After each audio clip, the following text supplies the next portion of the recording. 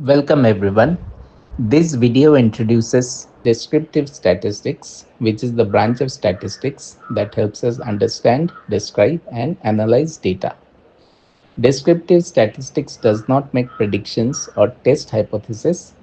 Instead, it gives us clear summaries and visualizations that reveal patterns and guide decision making. Today, we will focus on three core areas: types of data and levels of measurement, outliers, and cleaning data before analysis. First, types of data and levels of measurement determine which summary measures and visualizations are appropriate. Knowing whether data are nominal, ordinal, interval, or ratio helps you choose meaningful statistics and avoid misinterpretation. I will show you examples and quick rules for picking the right measures for each level.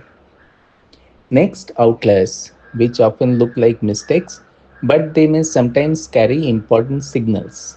We will discuss methods to detect outliers, how to judge whether they are errors or actually meaningful observations, and how different choices affect summary statistics like mean and standard deviation. Finally, cleaning data is a practical and often time consuming step that should not be skipped. We will cover common cleaning tasks, handling missing values, correcting entry errors, standardizing formats, and others so your analysis remains reproducible and trustworthy.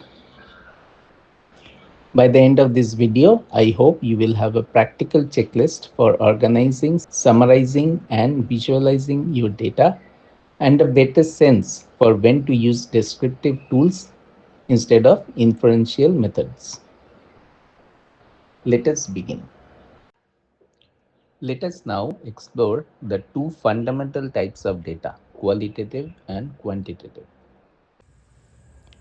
Understanding this distinction is crucial because it determines how we organize, summarize, and analyze information.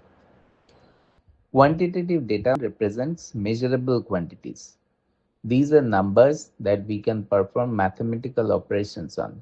For example, we can calculate averages, ranges, or standard deviations. Quantitative data is further divided into two types, discrete and continuous. Discrete data are countable values, like the number of books on a shelf or the number of students in a class. You cannot have 3.5 students, for example, right? Continuous data, however, can take on any value within a range. Can you think of an example? Temperature, height, or income. These can be measured with precision and often include decimals. So, they are continuous values. Qualitative data, which is also called categorical data, describes qualities or characteristics. These are essentially labels or categories that do not have numerical meaning. Examples include gender, color, or brand. You cannot compute an average of colors or sort brands by magnitude, can you? Instead, we use counts, proportions, and visual tools like bar charts or pie charts to summarize qualitative data. Recognizing whether your data is qualitative or quantitative and whether it is discrete or continuous helps you choose the right statistical tools and visualizations. This foundational step ensures that your analysis is both accurate and meaningful. We will discuss more examples of these data types as we go along in this video and later also in this series. Let us now dive deeper into the four levels of measurement, focusing in particular on the interval and ratio scales, both of which deal with numerical data but they differ in a key way. Interval scales represent data with meaningful differences between values, but they lack a true 0 point. What does this mean? This means that zero does not indicate the absence of the quantity. A classic example is temperature in Celsius or Fahrenheit. 0 degrees does not mean no temperature, it is just a point on the scale. Other examples include IQ scores, calendar years, and ACT scores. You can say that the difference between 100 and 110 IQ points is the same as between 120 and 130. But you cannot say that someone with an IQ of 120 is twice as smart as someone with an IQ of 60. That is because the scale does not start at a true zero. There is no IQ of zero. Ratio scales, on the other hand, do have a true zero, which allows for meaningful ratios. Examples of ratio scale include weight, height, income, and age. If someone earns $0, it means that they truly have no income. They are not earning anything. And if a person earns $100,000 and another person earns $50,000, we can say that the first earns twice as much as the second. Understanding this distinction is critical when choosing a statistical technique. To recap, data measured in both interval and ratio scales has equal intervals between the values. However, interval scale does not have a true zero, whereas ratio scale has a true zero. And data measured in interval scale cannot compute meaningful ratios, whereas this is possible in ratio scale. Also, we can do only plus and minus operations on data in interval scale. On the other hand, we can do all four of plus, minus, multiplication, and division on data measured in ratio scale.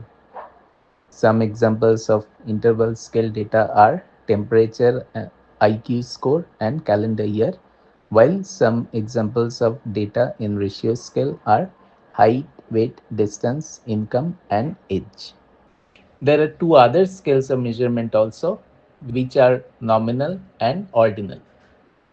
Nominal data means it is made of categories only which have no order. For example, blood group. We have four types of blood groups, but we cannot order them between each other. And the other scale of measurement is ordinal, where we also have categorical data, but it can be ordered. For example, customer satisfaction level, which can be ordered from poor to neutral to excellent. We can further discuss how these scales of measurement affect which graphs and summary statistics are appropriate. Let me know in the comment section below if you would like me to discuss more such examples. Understanding levels of measurement is not just academic, it directly impacts which statistical tools we can use. Each level, nominal, ordinal, interval, and ratio, supports different types of analysis.